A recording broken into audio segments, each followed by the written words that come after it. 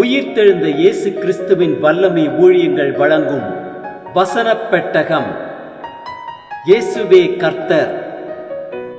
இயேசுவையே தேவன் ஆண்டவரும் கிறிஸ்துவுமாக்கினார். இயேசுவே ராஜாதி ராஜா, கர்த்தாதி கர்த்தா.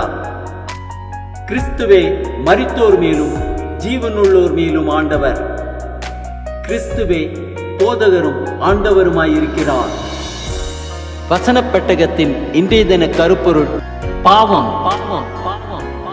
தன் பாவங்களை மறைக்கிறவன் வாழ்வடைய மாட்டான், அவைகளை அறிக்கை செய்து விட்டுவிடுகிறவனோ இரக்கம் பெறுவான். பாவத்தை குறித்ததான வேத வசனங்களை பார்க்கலாம். ரோமர் 6:23 வாசிக்கிறோம், பாவத்தின் சம்பளம் மரணம், தேவனுடைய கிருபை வரமோ நம்முடைய கர்த்தராகிய இயேசு கிறிஸ்துவினால் உண்டான நித்திய ஜீவன். ரோமர் 3:23 வாசிக்கிறோம், எல்லாரும் பாவம் செய்து தேவ மகிமை அற்றவர்களானார்கள்.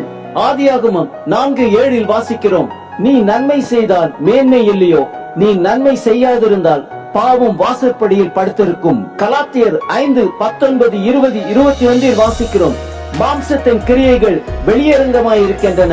இவை யாவன? உபச்சாரம், வேசித்தனம், அசுத்தம், காம விகாரம், விக்கிரக ஆராதனை, பில்லி சூனியம், பகைகள், விரோதங்கள், வைராக்கியங்கள், கோபங்கள், சண்டைகள், பிரிவினைகள், மார்க்கப்பேதங்கள், பொறாமைகள், கொலைகள், வெறிகள், களியாட்டுகள் முதலானவைகளே. இப்படிப்பட்டவைகளை செய்கிறவர்கள் தேவனுடைய ராஜ்யத்தை சுதந்திரிப்பதில்லை என்று முன்னே நான் உங்களுக்கு சொன்னது போல இப்பொழுதும் உங்களுக்கு சொல்லுகிறேன். 1 யோவான் 1:8-9-10 வாசிக்கிறோம், நமக்கு பாவம் இல்லை என்போமானால் நம்மை நாமே வஞ்சிக்கிறவர்களாயிருப்போம், சத்தியம் நமக்குள் இராது. நம்முடைய பாவங்களை நாம் அறிக்கையிட்டால் பாவங்களை நமக்கு மன்னித்து எல்லா அநியாயத்தையும் நீக்கி நம்மை சுத்திகரிப்பதற்கு அவர் உண்மையும் நீதியும் உள்ளவராயிருக்கிறார். நாம் பாவம் செய்யவில்லை என்போமானால் நாம் அவரை பொய்யராக்குகிறவர்களாயிருப்போம், அவருடைய வார்த்தை நமக்குள் இராது. மார்க்கு 7:20-23 வரை உள்ள வசனங்களில் வாசிக்கிறோம், மனுஷனுக்குள்ளே இருந்து புறப்படுகிறதே மனுஷனை தீட்டுப்படுத்தும்.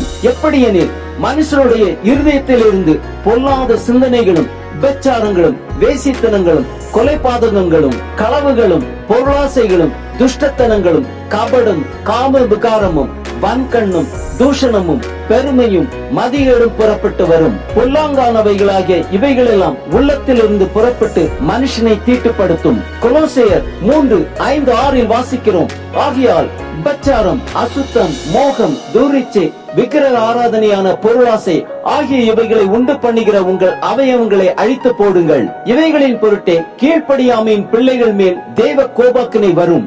சங்கீதம் 19:13 வாசிக்கிறோம், துணிகரமான பாவங்களுக்கு உமது அடியேனை விலக்கி காரும், அவைகள் என்னை ஆண்டு கொள்ள ஒட்டாதிரும், அப்பொழுது நான் உத்தமனாகி பெரும் பாதகத்துக்கு நீங்களாயிருப்பேன். சங்கீதம் 19:14 வாசிக்கிறோம், என் கண்மலையும் என் மீட்பெருமாகிய கர்த்தாவே, என் வாயின் வார்த்தைகளும் என் இருதயத்தின் தியானமும் உமது சமூகத்தில் பிரீதியாயிருப்பதாக.